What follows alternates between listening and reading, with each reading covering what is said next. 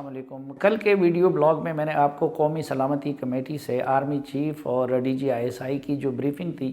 उससे मुतालिक मुख्तसर अहवाल आपके सामने पेश किए थे। रात को चूँकि मुझे मज़ीद तफसीलात मिली हैं जिसमें कुछ बड़ी दिलचस्पी है तो सोचा कि वो भी आपके साथ शेयर करूं। एक तो मेरी मालूमात के मुताबिक जो सबसे बेहतरीन तकारीर की वो एक तो बिलावल भुट्टो ज़रदारी ने की और दूसरा एहसन इकबाल साहब ने की। एहसन इकबाल साहब ने माजी की गलतियों की निशानदेही भी की और उन्होंने ये भी कहा कि जब TLP के गुब्बारे में हवा भरी जा रही थी तो उस वक्त हमने मुतनब्बे किया था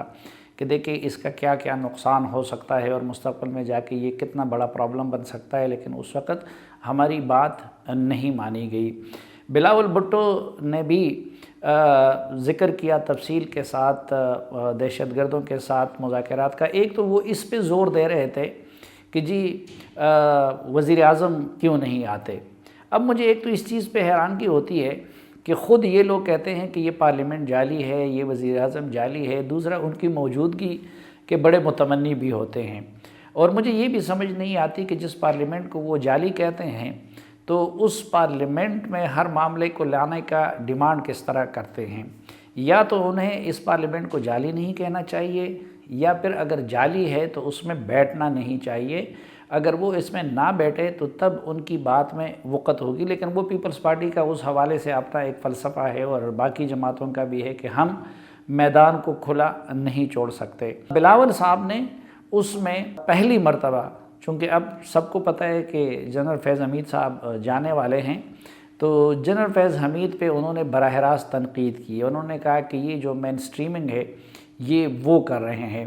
तो उसके जवाब में जनरल फैज़ हमीद साहब ने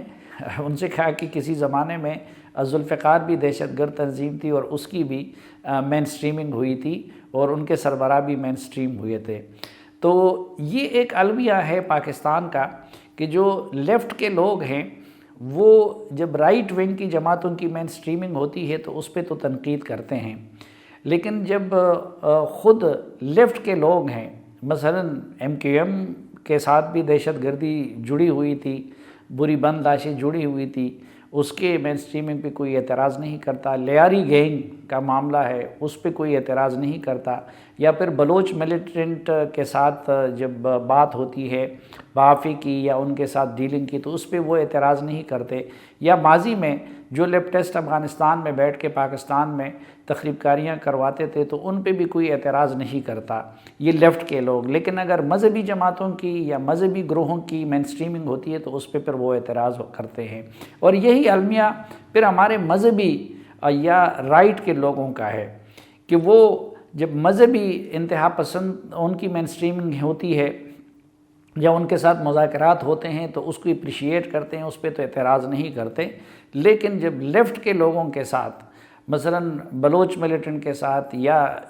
MQM जैसी तंजीमों के साथ या बाकियों के साथ जब मुफाहमत होती है तो फिर वो उस पर एतराज़ करते हैं। जहाँ तक मेरी ज़ाती राय है तो मेरी तो यही राय रही है, लेफ़्ट के बारे में भी, राइट के बारे में भी, बलोचों के बारे में भी, उर्दू बोलने वालों के बारे में भी, जिनके भी मिलिटेंट हैं, और TTP के बारे में भी और TLP के बारे में भी, कि इन सब के मसाइल का सियासी हल निकालना चाहिए। और ये तो शुक्र है कि कल मामला महदूद था इस तक TTP के मामले तक या अफ़गानिस्तान के, वरना अगर जनरल फैज़ साहब शुरू हो जाते और उन मामलात से पर्दा उठा देते कि किस तरह जो है सादिक संजरानी साहब को चेयरमैन सेनेट बनाया गया और रज़ा रब्बानी साहब को पीछे छोड़ दिया गया, या फिर ये कि किस तरीके से किन शराइत के तहत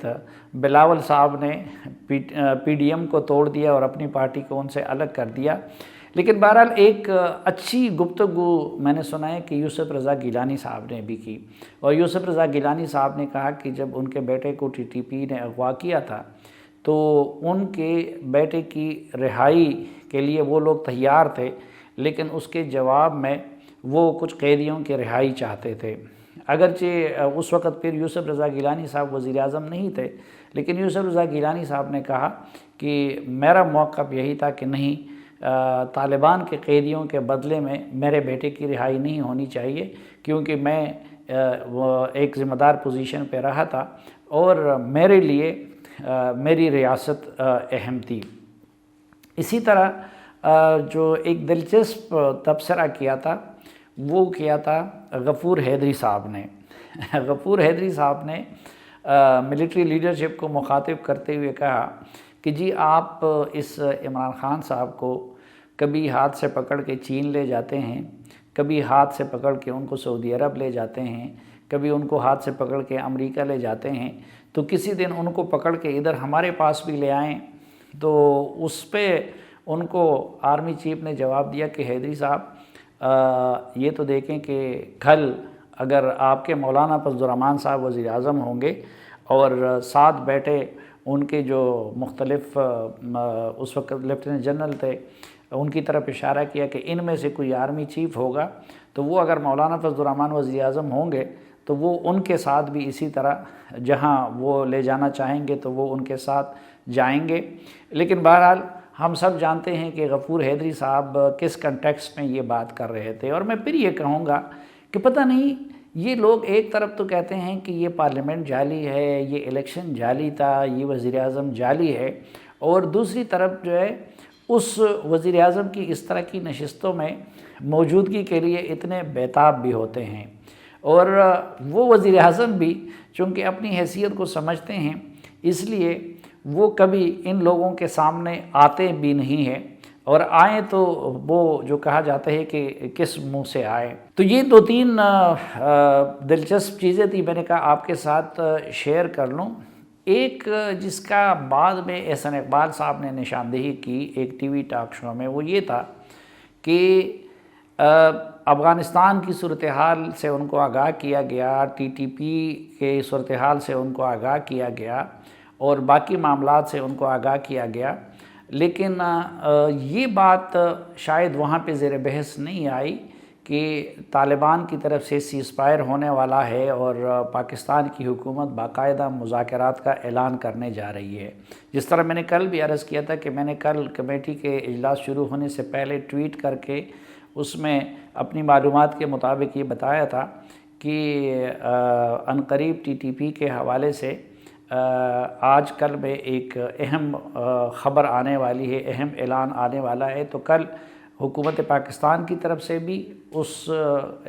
کمیٹی کے اجلاس کے بعد فواد چودھری صاحب نے یہ اعلان کیا کہ طالبان کے ساتھ باقاعدہ مذاکرات ہو رہے ہیں، اور میری معلومات کے مطابق اس کے لیے ایک کمیٹی بھی تشکیل دے دی گئی ہے۔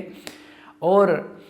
دوسری طرف جو طالبان ہیں تو انہوں نے بھی پھر اس کے جواب میں پریس ریلیز جاری کر کے جنگ بندی کا اعلان کیا۔